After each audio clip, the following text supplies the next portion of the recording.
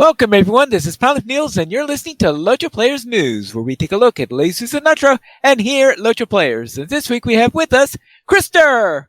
Hello. And Cinders! Hello! Hello everyone! And this week is a slow news week, but we did have a couple of announcements of what to expect for next week. And the first thing they noted is that there will be a small update next week in order to handle a few small items that require an update, but which are not going to have a significant impact on the game. First of these is that they will be deactivating the Yule presents that have been popping up in the last couple of months. So yes, you have to say farewell then to the little special gifts that you've been getting on top of the regular Hobbit presents. Why can't it be Christmas every day? Why can't it be Christmas every day? I'd be down for that. Maybe the Hobbits are running out of Yule gifts to send to us. And the second thing of noting is, of course, they're getting ready for the next season of the rewards track, because this season of the rewards track we'll be switching over to the next one on the 15th of February. So that means you have, well, as of this recording, only 11 more days in which to claim your rewards. Yes. Pineleaf and Krister both totally know what the rewards track is. Yes. I will claim my rewards. Very well. And finally, River Hobbits will be available at the LOTRO store as a standalone purchase. Remember, this is after the update in which they'll be. So that means if you've been waiting until River Hobbits are a standalone thing and did not want to buy them in any sort of bundle at all, then you'll be able to get them over in the LOTRO store starting after the update. And that's what's expected for that update. But Cord also noted that they are expecting the first round of borrower testing to be next week. Now, of course, I think I said that 3 weeks ago. So obviously, don't necessarily jump up and down in excitement until it's actually true. Because yes. So we hope that this time that I heard properly, and that last time I must have just misunderstood what he said, and maybe he said next month they'll be expecting it or something like that, because this is 3 weeks after the first time I thought it was a possibility. So therefore, yes, first round of borrower for starting to test those new instances, assuming I heard properly. And that's pretty much it for the news, except of course for the store sales. Cinders, what's on sale this week?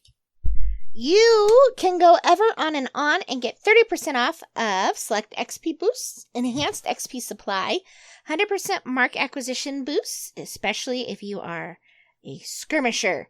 And you can do that now through February 8th. Your weekly coupon is for a free elixir of heroism. Coupon code is Hero Elixir, no spaces, HEROELIXIR. Now through February 8th. Ta-da! Hooray. So then,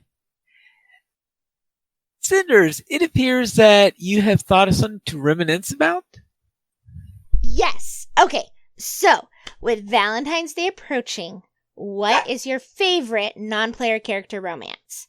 So, there are lots of couples in Middle-earth. Which one's your favorite? And why?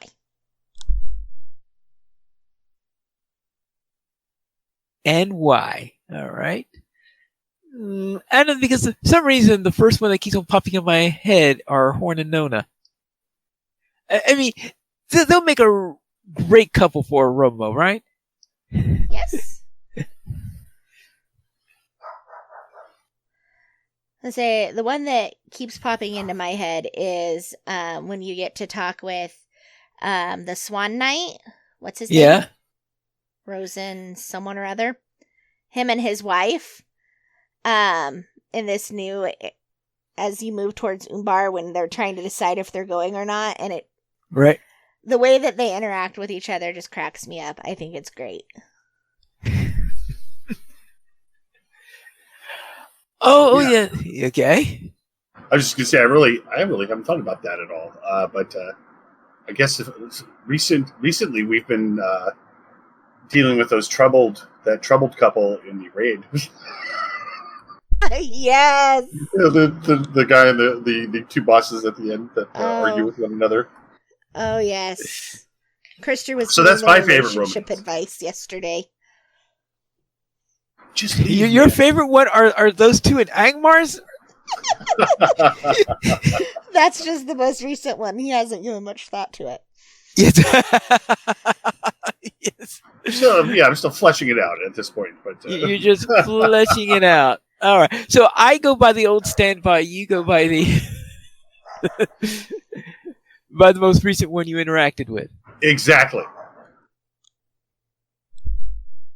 Impulse versus thought.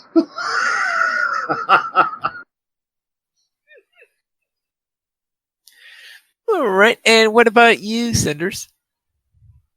Oh, I was telling you, it's the Swan Night. Oh, that's And right. his Oh, yes, wife, right. The yeah. Swan Night. Yeah. Okay. What's the Swan? But I Yes. don't want to give away spoilers because I don't think Krister's made it that far yet, and I don't know if he has to take him with him on his trip or not. Well, is that the guy that ended up selling his wife to pay off his gambling debts? No. Is that the one I'm thinking of? No. No. Oh, okay. And anyway, so Now I'm yes, thinking about that. I didn't even play that in a game. I just dreamed it. all right. Now that we're going to have to invite that when we go with with Krista, we're going to have to invite them to the journey. Well, I know, but like, does he have to invite? You don't have to invite all of them. All of them. We just did that for fun that one time because I wanted to know what Right? happened. Yeah. Yeah. But is the Swan Night one of the ones that you have to invite? I don't think No, he is. I think no, he's he's not. optional. No. Yeah, he's optional. So Krister could totally miss that if he didn't invite him. Well, yes, that means that's we true. will. I've already we'll got make a sure Swan that Night we lackey. bring them along. There are a couple of them that I would prefer not to bring along, but he's He's at least helpful and stays with the group. yes. And actually, Krister. Yeah. No, I'm thinking of the wrong one. Never mind. Nope, wrong person. Never mind. Yeah. There's someone very definitely would not want to bring along on that journey. We'll see. The bird's kind of fun to bring along.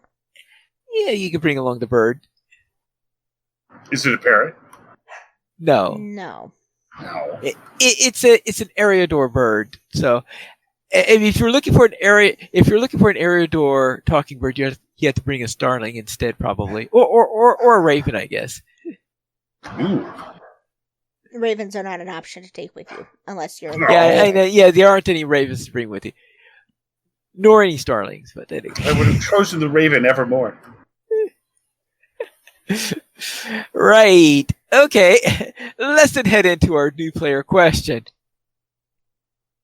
So, is this your question, Cinders? Yes. Okay. I've been busy when nobody's been watching me. Yes, I noticed. So the little icons that you can put over players' heads, like in raids or in fellowships, are there special meanings to them, or does it change by group, and how do you get them? I have no idea if they have an original intent or meaning. I'm thinking about it. But you get them by that's part of your raid controls. If you're the raid leader, you can assign those icons, or if you're the fellowship leader. Right. Yeah. It's not only in raids where they are used; they can be used in smaller groups. Yeah. So, like a potential use would be that since we have such a tiny pink tank, that might be hard to see. Maybe we put a big leaf above her head, and then that makes her easier to spot. Or, like we've been doing, we just put you on the raid assist window, and it works kind of the same way. So, Yeah. truly, I thought you put the sun above her head because she's such a bastion of light. well, see, this is where it might depend. This is where preference comes in. So I don't know if there was an original, like Hobbit tank icon.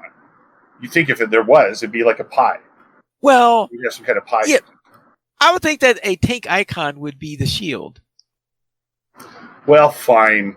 Use your logic and sense to derail my argument. Thanks. Well, last night it didn't go with my outfit, so the ladies decided that it needed to match. And so Yeah, I so ended that's up how with a skull. whimsical. Yeah, that's how whimsical it A can be. skull? However, there's one particular icon that does have a meaning. This might be just anecdotal within our kin, but I don't think it is. It's the pink swords. So the pink swords technically are a sign of shame. It's you get assigned the pink swords if you got in trouble, or if people need to pay attention to you for what not to do.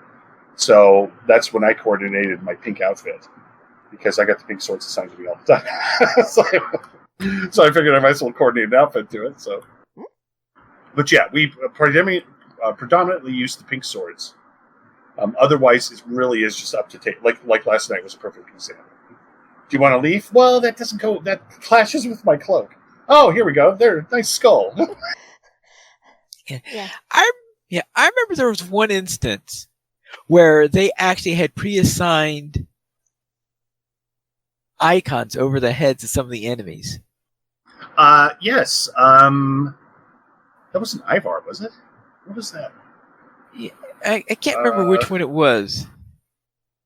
Yeah, you're absolutely right. Yeah, because that was exactly it. So you can, of course, you can assign those. You can put icons on the enemies as well, and the idea is that you can, then coordinate your tactics by saying attack this one, attack that one. Right. Yeah, and that's how if everybody gets confused by whether you say, okay, which left, which right, and stuff like that. Well, you could, if you're going into a fight and had a chance to plan all the stuff in the fight, then you could then put icons over some of the enemies and coordinate in that way. Yep. And in fact, I've seen things used for that before. I've seen them used over the Fellowship one. Though, of course, the first time I saw the icons like that was in WoW, and some groups I was in, they would do that all the time. So they could tell which opponent was which that you wanted to go and attack. Yeah, and that makes sense too. I see it done less in LOTRO on the enemies, though. But I think that top raids probably still use it, I'm sure. Well, and also, you've got target assist and target forwarding. So the idea would be that technically would replace that marker above somebody's head, right? You just target him, shoot whatever he's shooting. Yeah, that's the other way, is that target assist does get rid of some of that need in there, that you just make sure, okay, follow the target assist. That's it. That's also good if they're going to be changing quite a bit along the way. Yeah, exactly.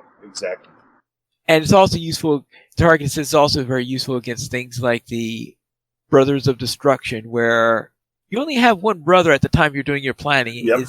They don't split out into 3 or 4 until you're actually in the midst of the fight. So I think we might experience that tomorrow too. I think because we're going to do in Thorog as a skirmish. So. Oh, that's right. We have the Scrade. The Scrades tomorrow. And if you need a tank, I should be available at least for part of the time. Yeah, I thought you guys were both coming. So. Yeah, and that's very loosey, just like you're saying. It's loosey goosey, so you don't have to be there for the entire thing. Yeah, I just have to decide which character I should bring with it. I just need to figure out what time I need to be there. I think it's 5 Pacific? Yeah, 5. Yeah. 5. Okay. That way I'm in the right place at the right time. So now that you guys have said this, sorry we swerved off our question here. It's but okay. How are you guys doing seal-wise? I've still got an okay pile of seals, but it seems like everybody else is destitute. Well, I think I have a thing that I seem to be rarely spending my seals, so therefore it's more just to do some grades, because it's been a while since I've done grades. The last time I did it was back on Crick Hollow, where I had a regular group where every Sunday we'll do it. There, we weren't doing it for the seals. We were doing it for the shards, because that was back when getting those shards was very, very important to your legendary item. Back in those days.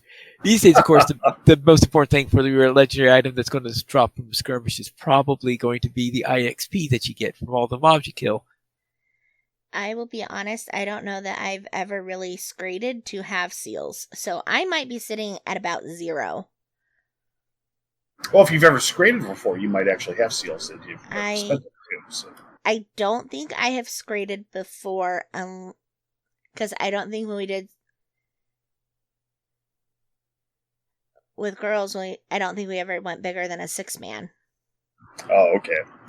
So I don't think I've ever been part of a scrade. If I have, it was like one time. You know, another thing I'm thinking about with the icons is that because I can't remember. I mean, it was target assist and target forwarding part of the original game, or was that added at a later date? You know, I wonder. I'm almost wondering if the marking system was a legacy based on what other MMOs were doing at that time, Right. And then the target assist kind of superseded it, so it didn't become. It's like fellowship maneuvers, you know. Dragok taught us to use them, and then we outleveled Dragok, and then we don't use them anymore. You know, the nostalgia. Well, I mean, You over can use them in now. They over matter Friday now. Night Fights, we use over in Friday Night Fights we used them. In fact, we were even using them before they actually did anything. They do stuff now though, and it's fantastic. Whack. Well, that's what honestly was so fun about Dragok was that you really had to have it together. You really had to know what you were doing because you were doing specific maneuvers at specific times, and that's what was a blast about it. You really felt like you accomplished something when you finished that raid, which is why we rarely felt like we accomplished anything. All right. So then, to summarize things, what are those special icons over people's heads in raids fellowships? They are there. The fellowship leader places them there so that we could identify something. So say, either mark the tank, or you could mark certain opponents that you want to attack first, or anything like that. Or to have a nice laugh when you put the sun over them and refer to it as a chi poof. Then, do they have any special meanings? Only the meanings put in by the fellowship. And the pink swords. And the pink swords, such as on the pink swords. Or do they change by group? Oh, yes, very much so. Definitely, yeah. So let's head into our week in gaming. Krister, what were you up to? Well, last night, so now it's starting to feel almost like the old days. We have had the return of our, in fact, we've seen 2 of our prior leaders, our current leader and our prior leader have both showed up in game, and we have a lot of old timers that have come back, and we have been able to put a raid together for the last 2 weeks, which has not happened in a long time. And last night was a lot of fun. It felt like everybody knew what they were doing.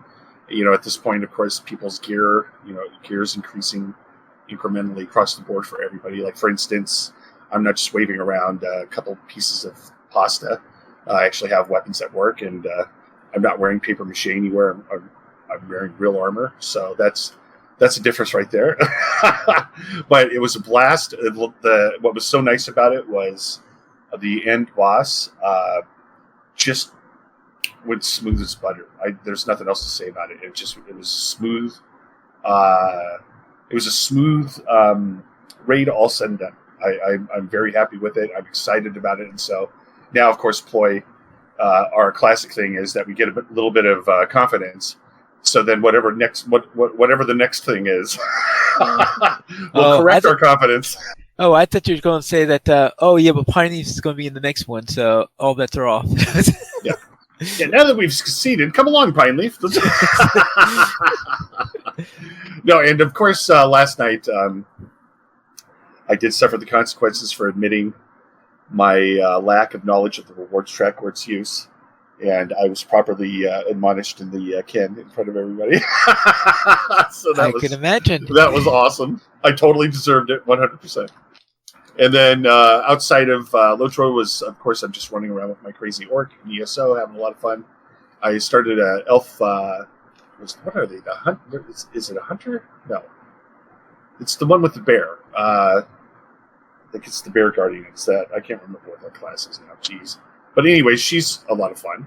And I have played a little bit of Void Crew, and I've been messing around with Photoshop's AI feature, and it's totally interesting and terrifying. So, Cinders, what did you get up to? So I finally finished my Angmar deeds, and then today did multiple new missions with Pine Leaf. In between cleaning my house, looking for my house keys. I also crafted my first gear as a metalsmith. So M has brand new pauldrons and brand new gauntlets. So I'm looking forward to being able to craft her some of the other gear that she needs.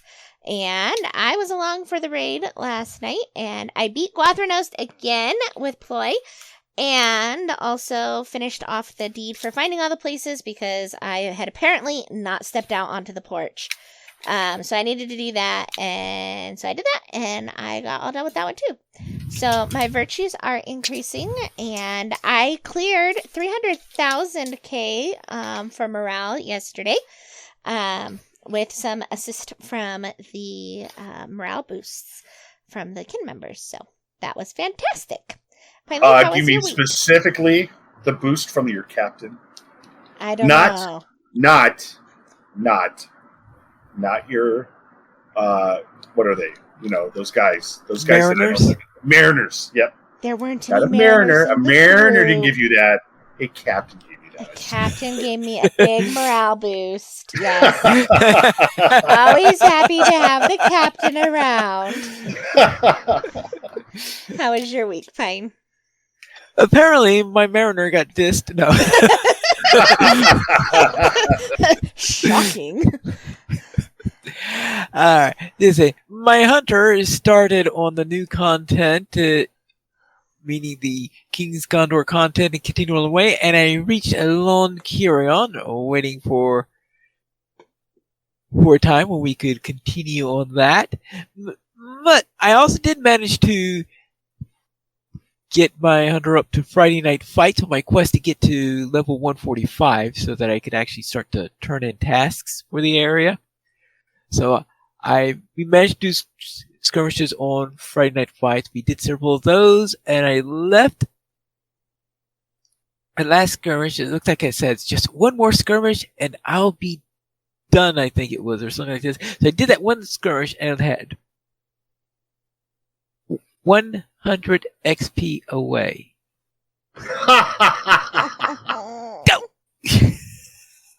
Oh well. So I think I ran it down in Glory just in order to top it off, so that would all be finished. So I managed to get up there and finish up there, reach 145, so now I'm at Long Carry On and I'm at level 145, so things are starting to shape up for my hunter. And then my low-level mariner headed to the walls of Moria, where I needed to investigate the rumors of an ancient evil beaver. That sounds like a Scooby-Doo plot. Yes, I know. There must be a giant beaver down there. I mean, we have this huge lake, and we have the river cut off with all these logs and the like. I mean, and so it looks like a perfect beaver lodge is under there. I'm sure of it, right? And of course, it has the ancient evil because of all those tentacles that are coming out from it. But anyway, that's my mariner's working theory on what this water in the water is. And that concludes my week in LOTRO. We do not have emails, so if you'd like to send us one, you can send it to podcast@lotrplayers.com. The Players Alliance has 2 shows on Saturdays at 8:30 p.m. US Eastern Time. We have Lotra Players News, and we record DDO Players News when Drac is available. You guys choose for our shows at lotrplayers.com/live. And that's all for tonight. And this is Finally News reminding you to skirmish responsibly.